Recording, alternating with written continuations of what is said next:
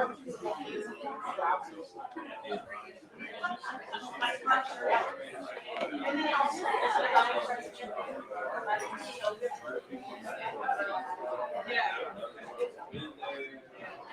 right, good morning, everyone.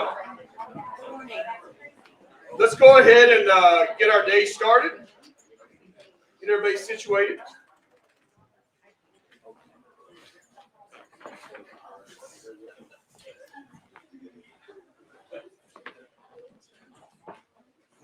For all of our presenters today, throughout the day, we're going to try to start from beyond just our names.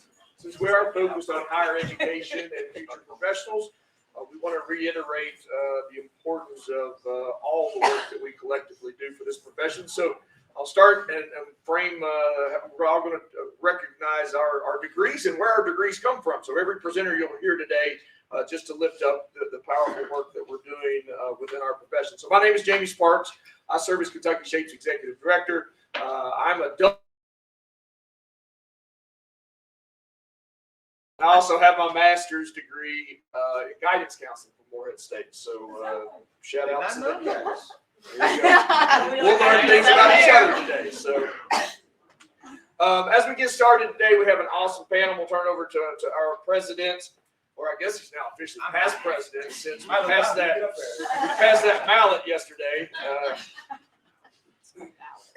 So just a couple of quick words. This is a new event for us, so we want your feedback. Historically, we've always done a fall conference November a lot of years when we were Capeford. Part of the reason we changed our name, we didn't know how to say what we were before, so we're still now. KYSHAPE comes out a lot easier. But during COVID, we did make that decision to go to we've always been an affiliate of SHAPE America.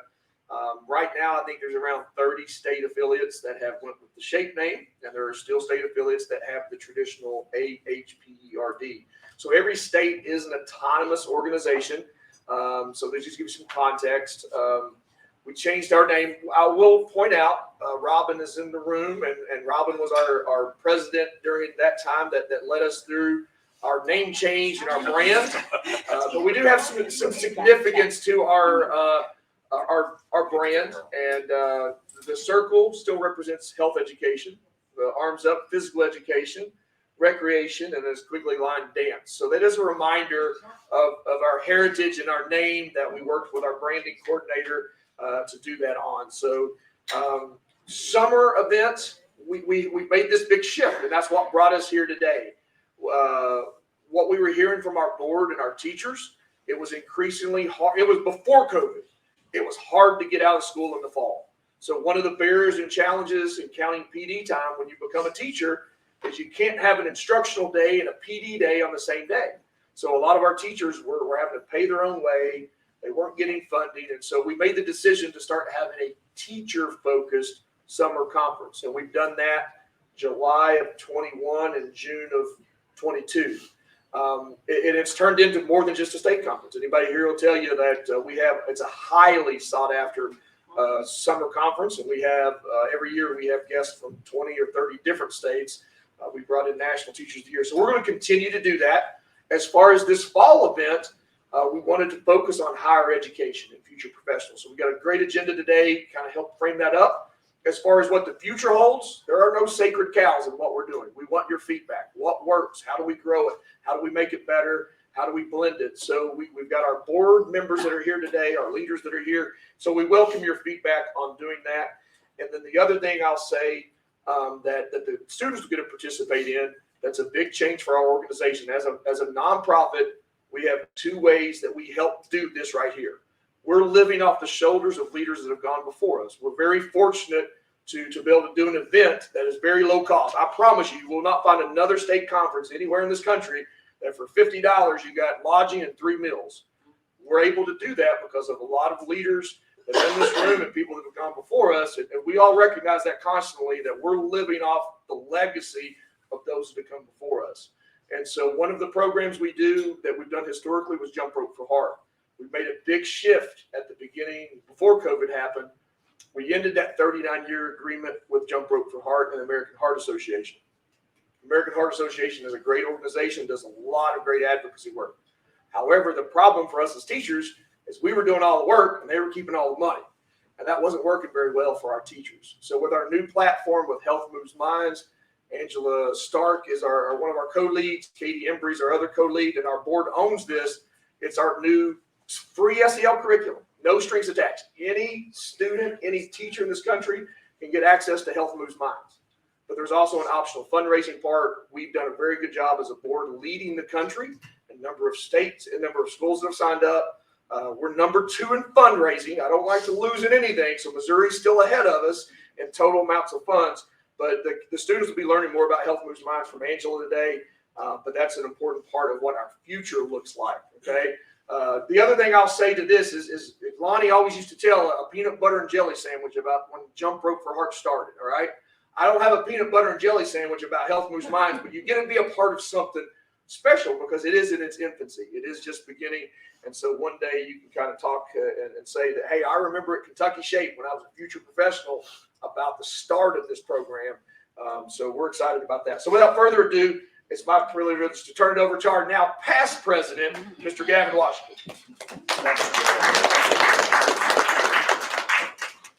Emphasis on the past president. So I'm just going to sit back and relax today. Let Ms. LaDonda just run things. I guess I need to give my background as well. I did my undergrad in health and PE from Asbury. Back then it was Asbury College. Now I think it's Asbury University. And then I got my master's degree at Eastern Kentucky University. EKU. Yeah. And then I've got my doctorate degree from the University of Kentucky. In a program that doesn't exist anymore. We all leg. I didn't hoop. I didn't get a CATS, nothing.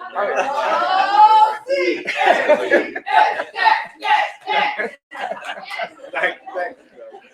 Yeah. But yeah, I got my doctorate in ed policy in a program that kind of phased out. They used to have a sports management PhD at University of Kentucky. My cohort when I started, they phased out the program. The classes were still there, so I did ed policy, but it really was a sports management doctorate. So that would be my academic background.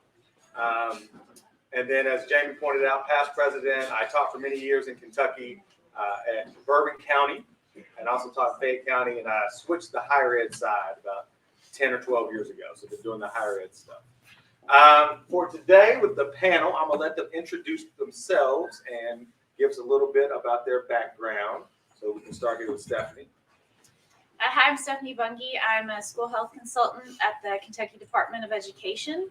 My background, I'm a U of L grad. I think there's like 2 of us in here. Sorry. Thank you. I have a bachelor's in exercise science and then my master's in education and health education and physical education. It is not a teaching certification, so it's a little different. I've been at the Department of Ed for 17 years, so I've had a strange ride. I know. She's so young. I'm like, so we are actually funded by a federal grant from the Centers for Disease Control and Prevention. We actually get 2 grants from them. Half of my role is data collection, and then I also do evaluation and some training, professional development, et cetera. So that's my background. Good morning, Jim Tackett. I'm also part of the Healthy Schools team, service project director at KDE. Both of my degrees, both bachelor's and master's in health education, come from Western Kentucky. So I see a few. Come on, Western. Y'all got a bunch of people back. Everybody's asleep this morning. So as Stephanie said, I am at the Department of Education and oversee our CDC work that Kentucky has really seen over the course of the last 20, 25 years in some form or fashion, funding and support from the Centers for Disease Control. A little uniqueness that Jamie and I share, this is my second stint at our Department of Education. And in my first stint, when I left, Jamie moved in and assumed my duties at that point. And then Jamie left a few years ago, and then I reassumed his duties. So we're just trading back and forth on that. But enjoy working and enjoy being part of the work ethic department and throughout our Commonwealth. I'm Angela Stark, and I am well, first of all, I went to Whitworth College in Spokane, Washington. So if you know where Gonzaga is, if you know where Gonzaga is, they're a big basketball school. It's not far down the road, so that's where, but I'm super lucky. So I actually started working with University of Kentucky several years ago. I got a lot of student teachers. Currently, I'm an adjunct professor, and I teach a class at University of Kentucky. But I am a PE and health teacher in Fayette County. That's where I've been for 20 years now. But I was super lucky that because of COVID, there was some special funding that came out for a 2-year grant to work with the Kentucky Healthy Schools team.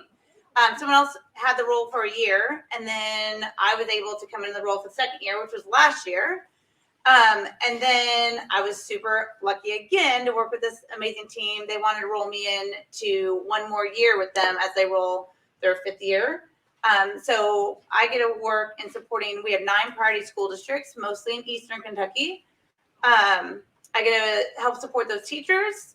It's been fantastic because it's allowed me to open my eyes and grow with working with these teachers. And so I can support any teacher in the state. However, I really focus on those 9 districts and about 35 teachers that we have. Good morning, I'm Todd Davis. I'm the director of the Division of Educator Preparation and Certification, and had to have 3 degrees to learn how to say all that. At KDE / EPSB, and there was a transition just back in 2018 where EPSB moved back under KDE. But so my original bachelor's degree was I accomplished that at Western Kentucky University. And so come on, Hilltop. Come on now. We need Big Red revenue here to get y'all excited over here. But I took the long way to a long pathway to teaching. Actually got certified as a certified athletic trainer, worked in sports medicine for 13 years, and went back to Western and did my student teaching. Kara was coming in. When I left Western the first time, Kara was on its way out when I went back to get my student teaching. So I was all over the place. But I also have instructional leadership through University of Cumberland's, and then I am currently taking coursework, post-secondary coursework, as well as adjunct instructor at Campbellsville University. Yes. There they are. So I taught 7 years in Mercer County as a PE teacher after I got certified, and then ran into Jamie in Houston.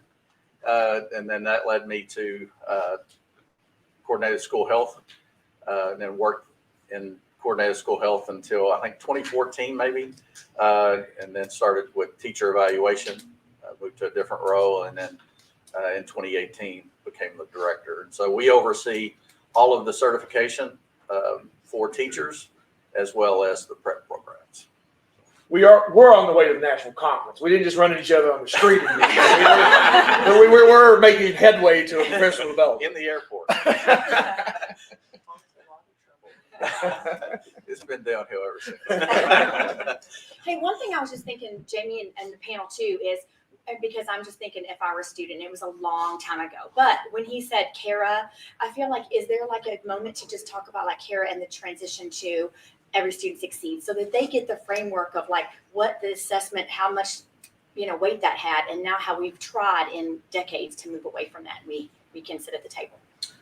I would just say the big picture in that is the Kentucky Education Reform Act. That was something that Kentucky was one of the first states to test health and PE on the end of year assessment. So we went through a lot of evolution of that, but there was a lot of inequity in that because people weren't getting the same amount of instructional time. So now that was also a part of, and then so you have Kara, and then you also did No Child Left Behind. So then that focused on core subjects. So the big picture now, where the Every Student Succeeds Act is the federal law, health and PE are considered a part of a well-rounded subjects. So we're now, health and PE are now equal playing field with all of the content areas. So that's kind of the big frame. It's a whole lot deeper dive than that, but it's progress, still not where we want to be. And those are some of the conversations that come out of today. Format for today, I'm just going to let the panelists, they all have some things they like to share that they feel like are important for their jobs and for the audience that we have here. So after each one of them gets to kind of share out some of those points, it's just going to be interactive with all the questions. So if you guys have questions, start thinking of questions after they go through and take turns sharing out the things they wanted to highlight. Feel free to ask as many questions as you like. So I'll turn it over to Stephanie. Jamie's going. I do have a couple slides because I'm talking about data and it's just sometimes easier to see. But to start, as I mentioned, we're funded by a grant from CDC. So we collect the youth risk behavior survey data for the state of Kentucky, and then also what we call school health profiles. So that'll come up in just a second. But the youth risk behavior survey is actually a student survey that is done to a sample of students across the state. It is funded again by CDC, and we have been doing it in Kentucky since 1997. It is a very old data source with a lot of trend data.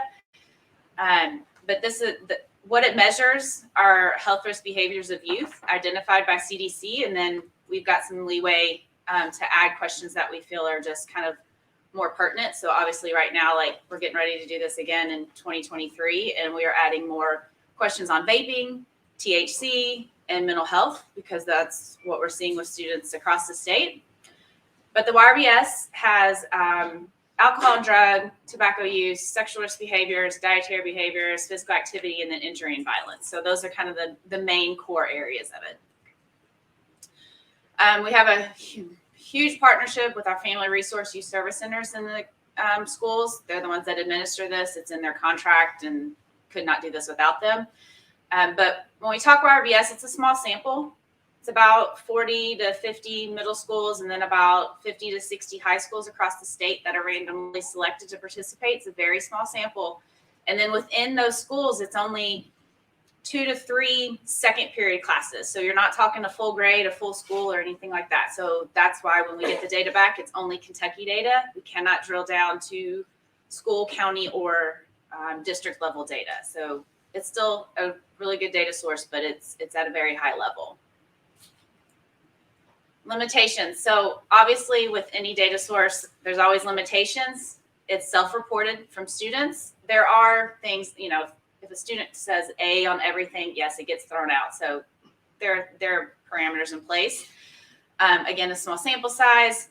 The data, I'm going to show you just a couple slides of data from fall 2021. We normally administer the YRBS in spring semesters. A fall administration actually makes the data very different. So we saw some changes from 2019 to 2021.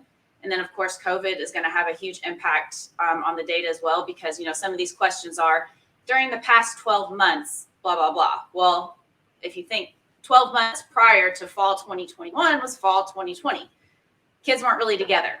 So that makes the difference in the impact and the data that we saw. So I just caution people that the 2021 data, if you go look it up, it's on the KDE website. It is a snapshot in time. That's the most important thing just to think about. When we, again, start collecting 2 months, then we'll see what happens next fall when we get the data back and see if we go if the data kind of trends back to where it was before. All right, so sorry, this is really small in here. I can't see it. Okay, so there's YRBS, there's a wealth of data that comes back. So what I did was just kind of pulled a summary out for you and given you in the perspective of, in a class of 30 students, this is how many would participate in certain behaviors, okay? And so you can see like the 4 from the bottom, I know it's random, but we're not physically active 60 minutes per day. 22.4 of those 30 students were not active 60 minutes a day. Did not eat breakfast is a big one as well. Not all students are getting breakfast or eating breakfast every day. I will say, and it doesn't show it quite on here, I didn't pull the trends, but in the 2021, this is the high school data. In Kentucky, we administer the YRBS at the middle and high school levels. But it was kind of mirrored in the high school and middle school. We saw a decrease in vaping, which anecdotally does not make sense. But again, thinking of that snapshot in time, in a fall semester, kids haven't been exposed to as much as they would if you're administering this in the spring when they've been in school 4 months, if that makes any sense. So that was a decrease. Marijuana use was a decrease. Sexual intercourse was a decrease. And then those were like the bigger ones that we saw significant decreases in at the high school level. I just wanted to pull this slide up. Like I said, there's so much within the YRBS data. Not only do you have total percents, but you can break it down by gender, race, ethnicity, grade level, and age.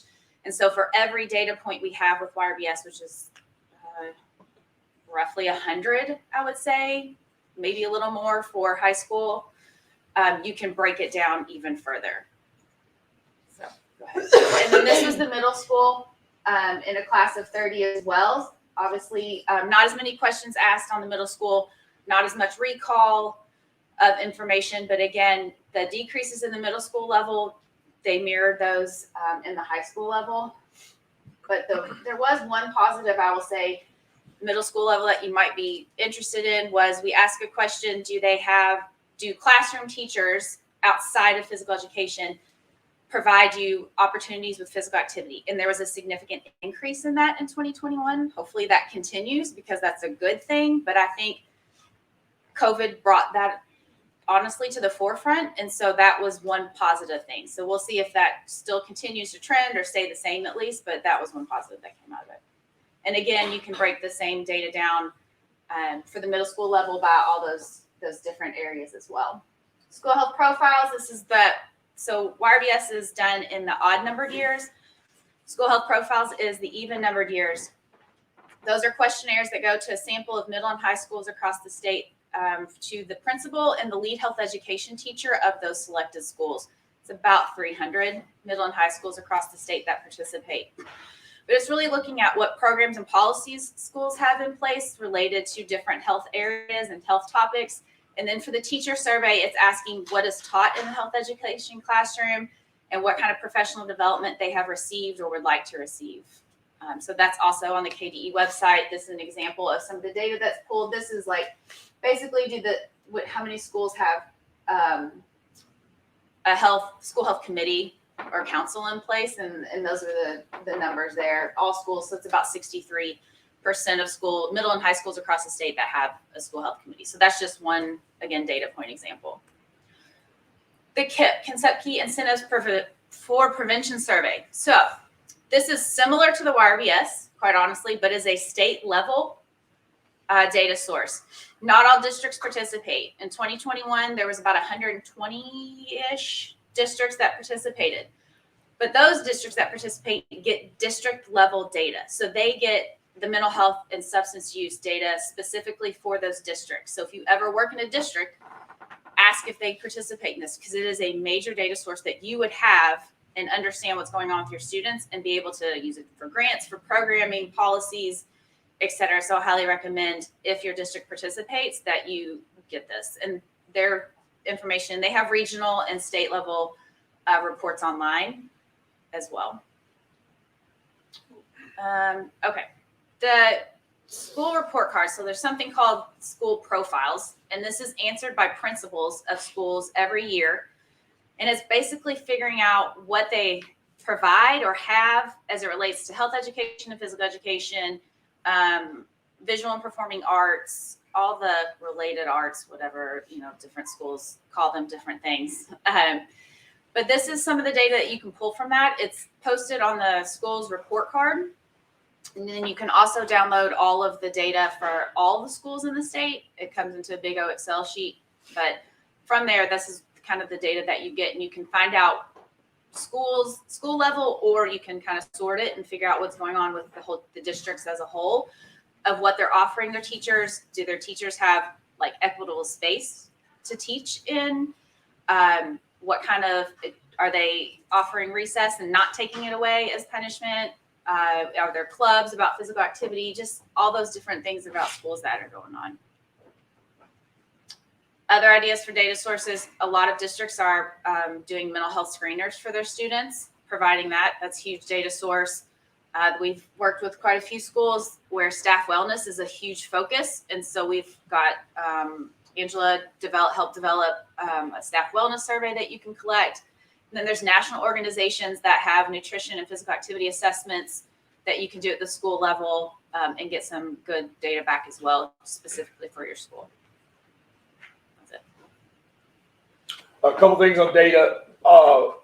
We'll make this all available, the agenda and all the links. We'll share that out with everybody. So when you saw the agenda pulled up, and then for higher ed folks, this is also being recorded, and we'll share your recording. So if you have other faculty, staff you want to share this with, information, we'll have that all available to you too.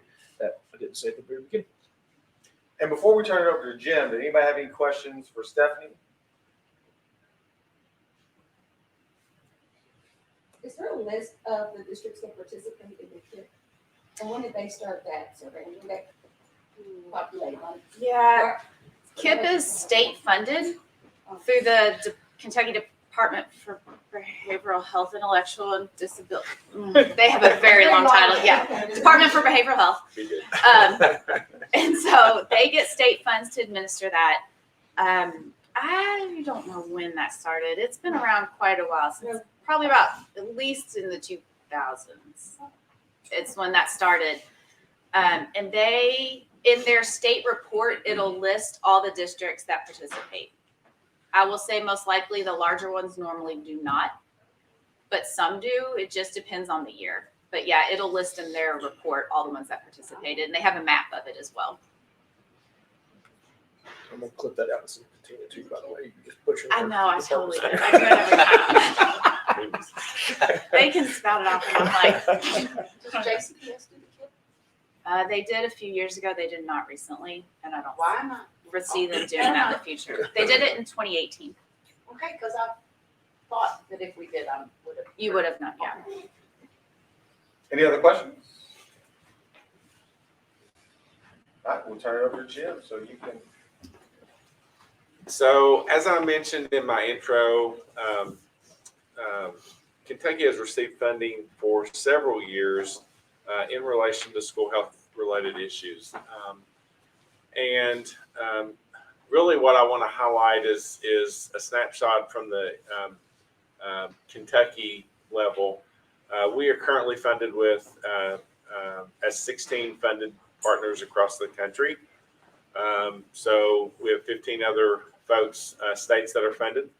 And we're really funded for a couple issues. One is infrastructure. So how do we set in place the infrastructure to make and allow school health to really benefit our students and our staff and our communities? Jamie has pulled up the WISC framework.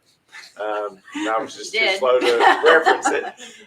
Good website. Yes. But most, maybe you do, maybe you don't recognize this framework, but it's really around a whole child. And I would encourage you, if you haven't, to look at that a little further. But this is the basis of our work, looking at the student in the center, and then branching out to the 10 components related to health, including health and physical education. And then the aspect of community, the role that communities play in the support of our students in our schools. So this is really the foundation when we talk about whole school, and we talk about, as has been mentioned, coordinated school health in the previous rendition of this, how public education and public health work together for the good. So as I mentioned, infrastructure, as part of our funding with CDC, we are charged with developing not only state level infrastructure, but also district and school level infrastructure. And I often say it's very hypocritical for us as a Department of Education to ask our schools or require our schools and districts to put some of these pieces in place if we're not willing to do that at the state level as well.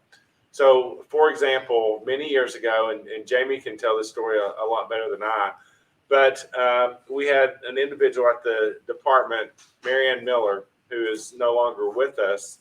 But Marianne really set that stage for a lot of the work that's going on in the department now, related to policy, related to bringing many of those partners together that, didn't talk a whole lot. previously. So unfortunately, many times, whether we're at the state or local level, we get siloed in our job duties and responsibilities. Marianne was a pioneer in bringing these folks together, having those conversations, and allowing us to continue that work. We currently have a state subcommittee with subcommittee, which have 2 state Board of Education members on that. And they have really been beneficial in helping us paint that picture, infrastructure-wise.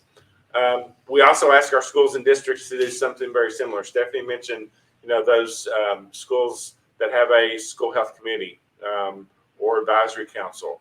Very important for the work that goes on that we're talking about, that we live each and every day, for it to live somewhere in those places and be assigned to a group in order to coordinate and make sure it happens. So that's part of our work is making sure that infrastructure is in place. I would also be remiss if I didn't mention we're required in our cooperative agreement to include work with our State Department for Public Health. And as we look at these components up here, there is not a single component that does not have a public health aspect to it as well. So I would encourage you, as you think about your work, yes, we do it a lot of times in schools and around school-related issues, but our public health, our community partners are critical in this work, as we've talked about and as we identify, making sure that we set that stage at the state level. A couple other pieces that we work very closely with in our work plan is around professional development. So providing professional development not only to our educators, but to administrators, to other school-related staff in regards to their activities and making sure that our students are healthy and successful. Food service, for example, another important part. So those happen not only at state level conferences, but also to the districts. As Angela mentioned, we have 9 priority districts right now, but we are open to working with any district in our state who is interested and would like to dig into this a little bit further. Angela has done a great job in supporting those teachers, even outside of our 9 districts too. So a great opportunity there. And then finally, technical assistance. We realize professional development is important, but where the rubber meets the road is how do we implement this and what does it look like? How do you help us troubleshoot getting this off the ground and running? How do we learn from each other, from other districts, from other state partners, et cetera, to make sure that this really takes hold? So we are currently in the 5th year of a cooperative agreement that we have with CDC. We anticipate being able to apply and write for another 5-year cooperative agreement in the next few months that would start in basically July. We were talking before this started. I think it's worth noting here that there are no funded positions at the Department of Education in Kentucky that support health and PE exclusively. Robin was the last person at KDE. And Robin, I'm not going to ask you how long has that been? 2008. 2008. So we're 15 years since we've had administrative support per se at the department for health and PE teachers. Our team tries to fill that role. I think sometimes we do a good job. Other times we don't do such a great job, just because we're not those professionals that you all need necessarily in your classrooms or in your schools sometimes. We would encourage you to reach out to us and we can connect you with other dots. But the drum that we continue to beat is we need a professional at the department to fill this role. So I would encourage you all as young professionals to continue to talk about that and talk to anybody that you can, our legislators, our school leadership, et cetera, our state board members, to talk about the importance of that and how that will support you all in your day-to-day work as well. I think I'm going to stop there and see if anyone has questions. If not, we can circle back around. But just a quick snapshot of who we are at the state level. Any questions? All right. You did a great job covering everything. All right, we'll turn it over to Angela. All right, before I go, we've been sitting for like 35 minutes. Well, I'm like listening to him. I'm like, it's been when your butt is numb, so is your brain. So we're gonna get up. You need to quickly find a partner next to you. If you don't have a partner, raise your hand. We'll connect. And here's what you're gonna do. We're gonna make this quick. I don't want to run over time. All right. Todd's my partner. You ready? You might need a partner. Raise your hand. Who needs a partner? We need a partner in the middle. Partner in the middle. Partner. All right. We need somebody up there. You can make a group of 3. If nobody else, everybody have a partner? Make a group of 3. All right. We're gonna count to 3. You ready? This is very simple. Todd, you're gonna say 1, 2. Then I'm gonna say 1, 3, 2. Okay, you got it? But if you make a mistake, because it's okay to make mistakes, you go, woohoo! You celebrate those mistakes. All right? Just keep going. Ready, set, go. 1, 2, 3. I'll let you off the hook. 1, 2, 3. Woo! I love celebrating those mistakes. It's all good. All right, and breathe. Breathe. All right. So this time, instead of saying 1, you're gonna clap 1.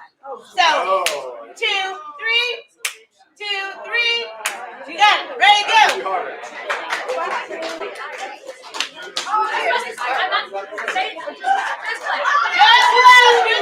Just clap 1.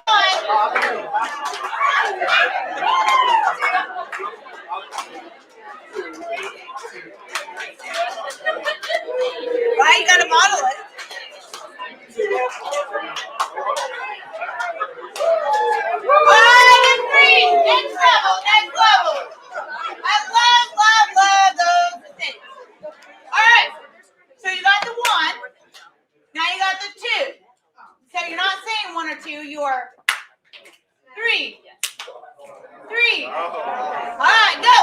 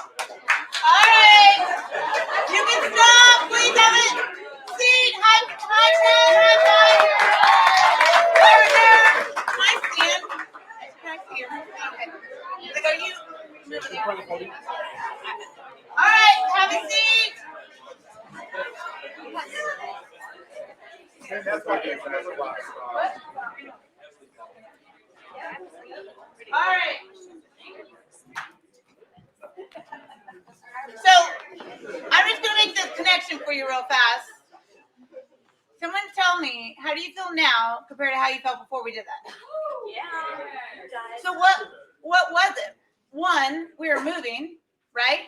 2, you were connecting with others and having a good time, right? Or mental, emotional health. You're saying good stuff. I just got captured. But that's how we feel all the time. We make kids sit, and this is not why I'm up here, but I'm just going to make this connection for you. We make kids and adults sit for hours all the time. We have these 90-minute classes, and I mean, seriously, after 15, 20 minutes, you should be up and moving. It didn't take long. Teach your students, your staff, like I model this with my faculty all the time, because if I want them to do it, they have to find the value and see the why. So that's why I want you to do it, because hopefully you'll make that connection too. So I do a lot of PDs now that, one about brain energizers and why they're so important and all the variety you can do.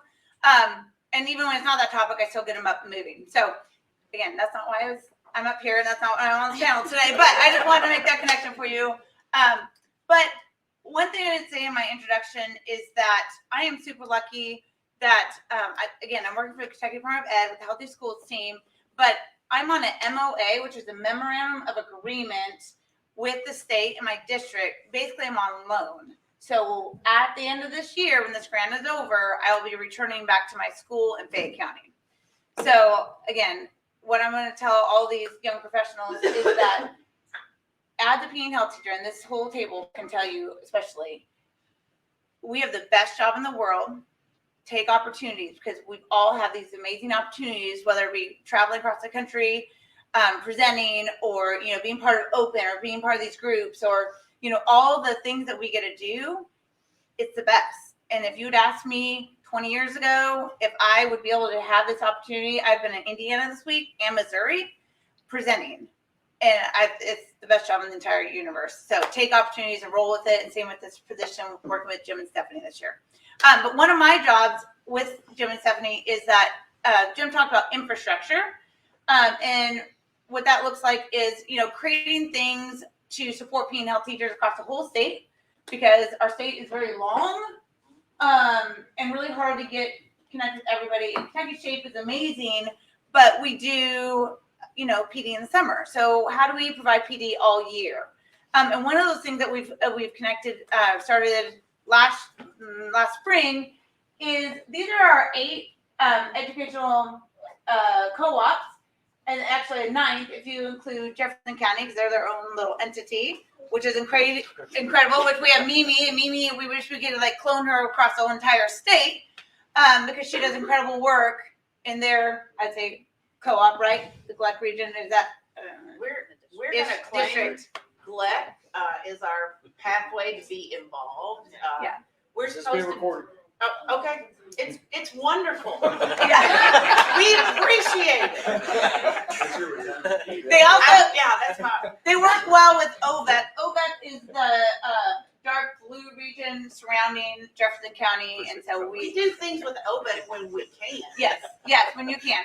So we have these And they're 8 wonderful too. So we have these 8 regional co-ops, and what we've created with each of the co-op regions is we've provided them funds to have a PE and health lead in each of those areas, and then once a month they provide virtual PDs, which has been virtual because of COVID. So we're hoping to have more in-person PDs throughout the year, because in the state of Kentucky you have to have 24 professional development hours every year, and so some of those are provided by your school, and some of them should be content, your content based, because often we sit in reading PDs and math PDs, which those are super important, but we don't get anything from them usually. So it's super awesome, and you'll see on here the PE and health leads. Some have 2 PE and health leads, just depends. We try to do an elementary lead and a secondary lead to help support that. So it's been super awesome. Just to clarify, they're full-time teachers. They're full-time teachers. Yes, they only do this. They just do this on the side because they think it's important. And so these are just leaders that we've connected, and anyway, so it's great. It provides more support, especially if we do KYSHAPE in Lexington, it's really hard for Western Kentucky sometimes to come. So we're providing more PD throughout the year, and same with the KDE region, which is that light green over there. It's harder for them to come to, and funding. So anything else I'm missing in that? No, and that's, so just recognize that's a challenge that we have, right? Mimi, we recognize Mimi is the only health and PE director in the state of Kentucky. I haven't talked to you about a job yet. 171 school districts on that map. There's 1 health and PE specialist. So our Cadres region does give us some ability to grow that, and we're looking at it as a board as a way to increase our capacity for getting content-specific PD, because many districts don't have the ability to deliver that. So it's in its infancy here, but We're still growing and learning. Yeah, and I think it's important to know that Kentucky Shape is looking at that because currently our grant is helping to fund and get these off the ground. But if we aren't here on June 30th because we're not refunded, then that could go away. The co-ops could pick it up. I will say a lot of them see the importance of it. Not 100% of them are as engaged as some. But if we need to continue the regional, then Kentucky Shape may have to take a role in that just to help with it. So the one thing I do want to say, this region right here is called GREC, and GREC has seen the value so much in this that they actually hired full-time a PE and health consultant. Well, she's actually called an SEL and wellness specialist in that region, and she is fantastic. And so she actually, in that darker green, covers all those school districts and go support those teachers. She does a lot of SEL work. She actually works with food service directors. But again, we're hoping that that takes off and that other educational co-ops will also see the value in that too. Because we do a lot of amazing work, and PE and health is the most important content. is there an opportunity for people in this room to participate in these Cadres? Absolutely. I mean, I'd love to do that too. Thank you. Yes, you all can participate. We can connect you and Sweet. really. Anyways, And some people already are. Like Dr. King's been involved in the Greg region, and you got so excited. Yeah, we have a lot of people who are connected. Very good. Right here. The microphone. Yes. You said you want us to connect. Yeah. Yeah. So for EKU, you're actually in the southeast, south central. No, we're in. Moorhead. I'm so sorry. Yeah. KDC, they have fantastic leaders, especially a lot of support at the co-op level at KDC. So. Yeah. Any other? Yeah. What about far west Kentucky? I think I emailed the person that's there. Can you tell me just a little bit about that area? So Western is the only region that their co-op, their SEL specialists who have like 45 roles, because that's what we do in education. We have like all of it. So we're trying to get a PE and health teacher to lead that. So we're very close to that, and I think that will help really take off, and we can get you connected. Okay. So yeah, that's been it was hard because we, like our whole a lot of Kentucky Shape is all from, we don't have really Western Kentucky contact. And so we've been reaching out and they've been connecting so we can get a PE and health teacher in that role. So any other questions about this or anything else? Angela, I didn't say it mine, but outside of this, I would encourage you, if you're not familiar with the educational co-ops, to dig in and find out a little more about them. Years ago, there were regional offices across the state that really served to support our schools and districts. Our legislature chose not to fund those regional offices. So the educational co-ops really are the first line, I would say. Many times they go to the regional offices before they come to KDE for support. So if you're in that area, teaching, working in that area, it probably would help a great deal for you to reach out and learn what they're doing. They have content specialists in a variety of things, not just health and PE, but it's a great way to make those connections and think about how school health can plays and supports the bigger picture. So even being in Fayette County for 20 years, I really, I drive by on New Circle Road, KDC and CKC, which are basically across the street from each other. I really hadn't ever connected with them. I was like, I don't know what they are. I just know their letters. And so districts pay membership into these educational co-ops. And so Fayette County is part of KDC and CKC, so you can be part of multiple. We're following as, for these for our PE and health cadres, we are following what we call special ed educational co-op lines, because there's different, anyways, it just kind of puts everyone in place. But they do great work. And again, every district has some educational co-op that they're part of, I believe, in some multiple. So Anything else? Yeah, everybody will get a link to this, but this is now a new addition to the website. So you can find it, professional learning, and then we'll be announcing, posting things here. But that map and all the contacts are on the Kentucky Shape website underneath professional learning. Well, thank you, Angela. The movement break was definitely very helpful. Don't need no coffee. Got me energized. So it feels good. We will turn it over to Todd now. So I'm moving. So 2 things before I start. I appreciate the colors because I'm colorblind. And, growing up, I was a master at defeating the Rubik's Cube because one turn I always won. And then even though the lowest cost, Jamie is selling the lowest cost of $50 here because he just broke the camera, that's going up to $75. So at EPSB, for that work, so EPSB is a board that is still separate from KDE. So the agency was dissolved and moved under KDE, but the board is still intact. And they're the ones that make all the regulatory decisions and requirements for becoming a teacher, as well as those requirements for running an ed prep program. So those two are very connected, but they're very different in many aspects as well. So there's a lot going on right now. In case you don't know, there is a teacher shortage, right? And Jamie and I were talking about this the other day. I never dreamt when I became a PE teacher, it was so competitive that it would ever be a critical shortage. But prior to COVID, it was, I think, in 4 of the regions, of the 8 regions, was listed as a critical shortage area. So that also, the critical shortage also lives in my office as well. And so we do that on an annual basis. But with certification, Jamie and I were talking about legislature just created a new option 9, right? So just to touch base on those, we have 9 options in statute. I think we're the only state, if maybe one of 2, that have alternative routes in statute. So legislators are the ones that created these years ago, with the exception of option 9, which was just passed this past session. And so sounds like a lot, but option 1, exceptional work experience.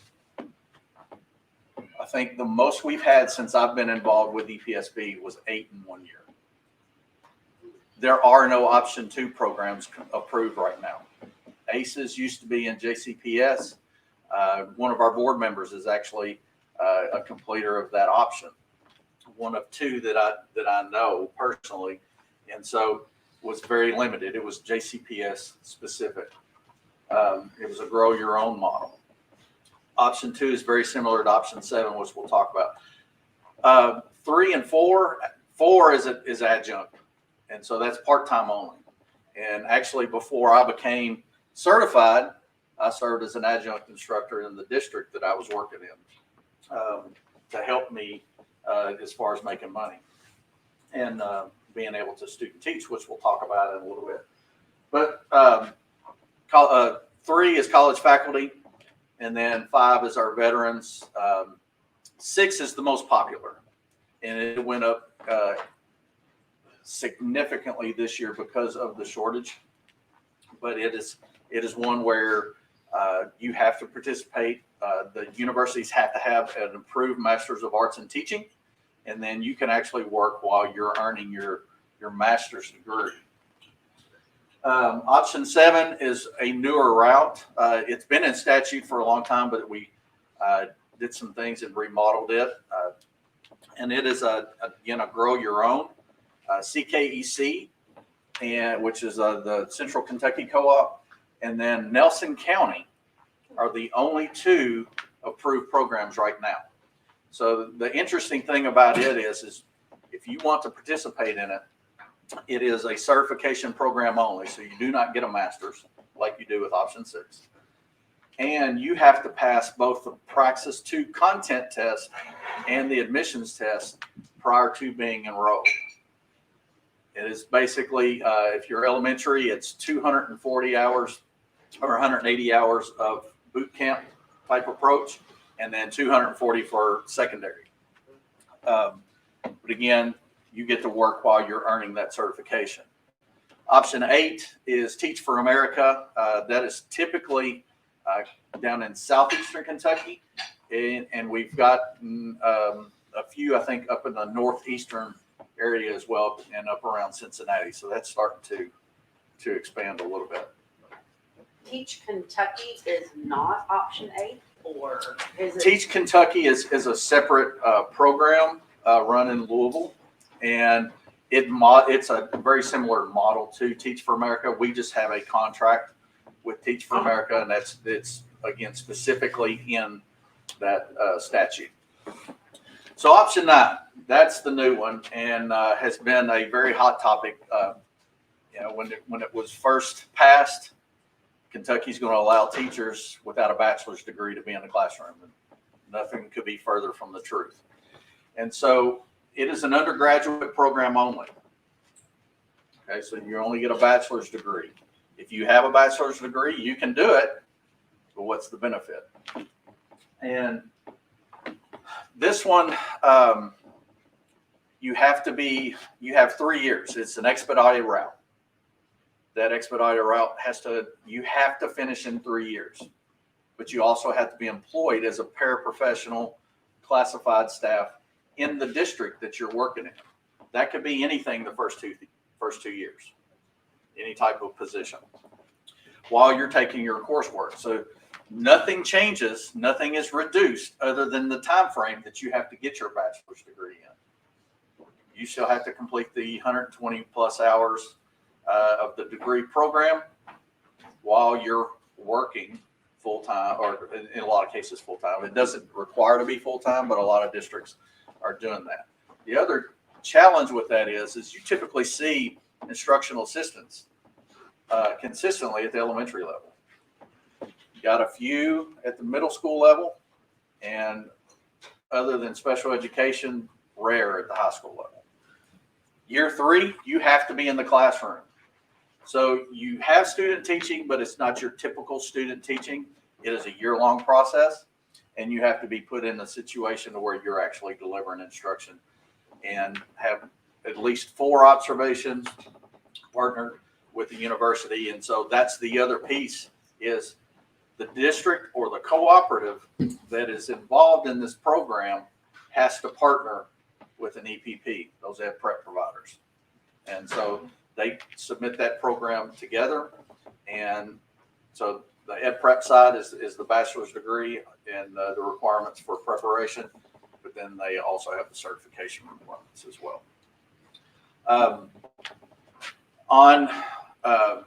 Just a few things that we've done this year is we've carried over some things from COVID. By law, you're not allowed to earn money from the district you're working in when you're student teaching. However, we have waived that portion of the regulation to where you can substitute teach while you're student teaching, and that can count towards your student teaching days, those 70 days. One of the things that became quite popular this year is an agreement with the district and the prep provider. The prep providers determine how many days can count. And so early on when we did that, the first year, I think 5 to 10 days could count, and then it grew the second year. And then this year it became quite popular that districts, EPPs work together. They had a position. They allow them to student teach in that classroom as a substitute. They're not a teacher of record, but they can serve as a substitute for those full 70 days.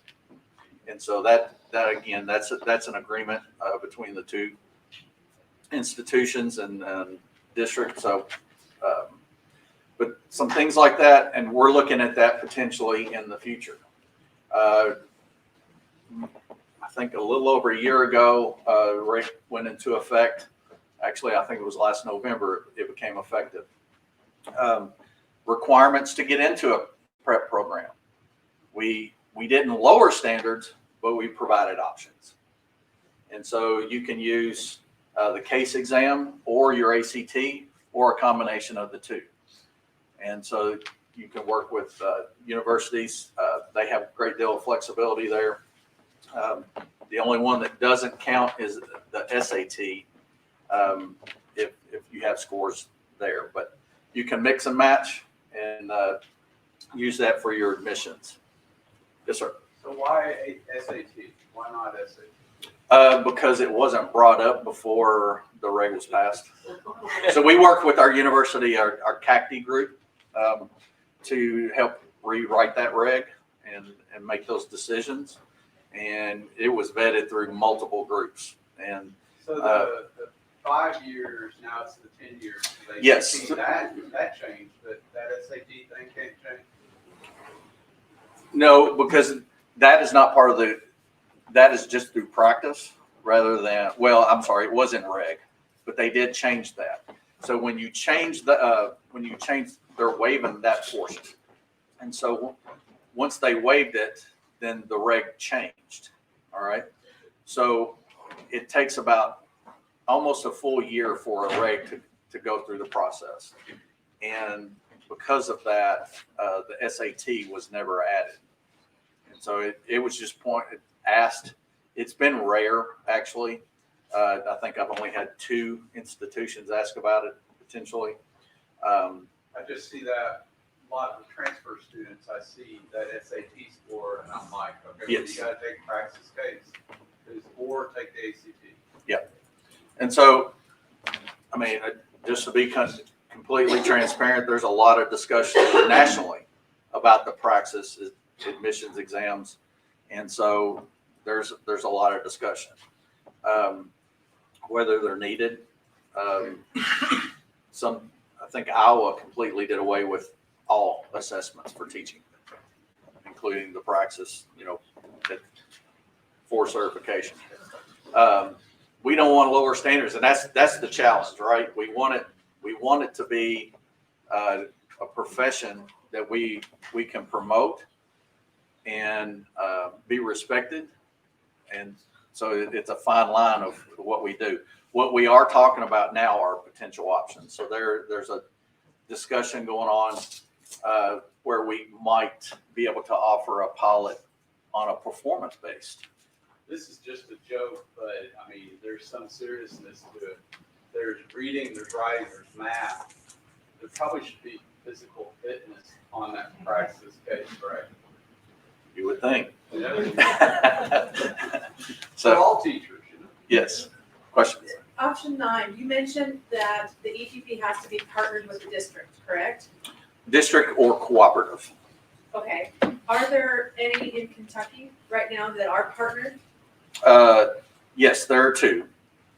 They're both through the University of the Cumberlands, Lincoln County, and Whitley County are that are 2 that are approved. Now, we do have one that is working right now, so there may be one in December that gets if we can get it to the point to where we can take it to the board, would be our first cooperative. Yes, ma'am. You don't have to take questions from Okay, this is like so out of my understanding the work they do. So it's just concerning. I feel like nationally this is an issue, right? And I don't want my heart surgeon taking an expedited route, right? So I love that you said obviously quality and we're trying to kind of put Band-Aids on the teacher shortage issue. So what are we doing as a country to discuss how are we respecting teachers, paying them more, providing them support? This is we're gonna have 25 options someday, and eventually we're not gonna be able to navigate them. Putting a teacher in to be a substitute with no cooperating teacher is really concerning. Now, maybe there's more details to that. Right. So I will clarify. Okay. In that, there still has to be the cooperating teacher. Okay, None great. of that changes. No. No. So obviously, I don't know all the details about the work Right. that you're doing, and you're doing an amazing job of trying to figure out how we can get people in buildings. And you could be the most, you could have the most degrees in education and still be an awful teacher, for sure. And you can also not have, all the certifications and be an amazing teacher. Like, we know that, but I just wonder what conversations are happening also nationally about, this is a big deal, and this is like the tipping point of where it's headed. Yeah, told you not to take questions from me. Especially because you're the one on camera up here. I mean, it's just it's the reality of it, right? And it is a national problem. And we have met with our interim joint committee. And we've had another group we're meeting with, which involves legislators. So one of the things we asked for was no more options, right? And so what we've got, we can mold and manipulate and create some flexibility there to make those work, maybe to expand upon them. But then, again, that's that fine line.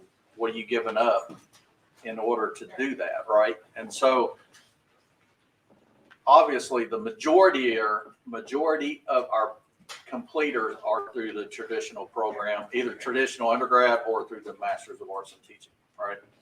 And it's not a requirement for option 6, but that's an opportunity. But, the praxis of barriers. So we're looking at barriers. We're having those discussions. In Kentucky, one of the things that we've talked about with the legislature is how can we get this to a point for a teacher to do student teaching? It is not feasible to work full-time or even part-time because your full-time job is student teaching. And so we're having those discussions of, while the law prevents the district from paying, there may be some opportunity if we can get everybody on board to have the state pay. And so if you're paid as a student teacher, then what comes with that. So those are discussed. I can't tell you that'll happen, but that's come up. It came up in the interim joint committee that it came up in the interim joint, but then we're also talking about KTIP. Now, if we bring KTIP back, because it's still in statute, it's just not funded.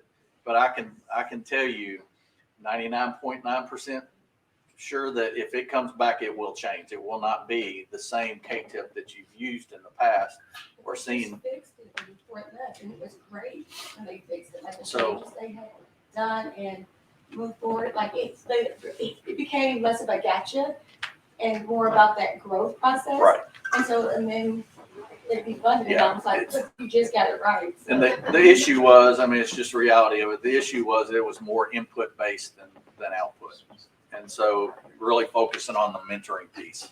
I have a question about elementary certification and how that connects with content areas, music, art, and PE. All right, let me take you off the hot seat because we're actually knew this was going to happen. We're going to leave Todd around as we transition. So He's gonna stay with the literally, we high-red planned it folks. this way. He's staying with us. So I'll take you off the hot seat for a minute and turn the camera off, and then you can answer all the other questions too. You're saying my time. You're good for that. But really quick, this is why this meeting's happening. All right, when 12 years ago, 2010, I stepped out of the classroom, stood in front of a group of teachers for the first time, and I was the Department of Ed guy. And people were like, well, why do we do this? Why are we one of 7 states that doesn't have an elementary requirement? Why are we one state that doesn't have a middle school requirement? This is why we exist, because we've got to create these relationships. Advocacy is super, super critical. As teachers, we can sit back and let things happen, or we can be a part of the conversation informing where we want to go. So we're continuing to do those things from an advocacy standpoint.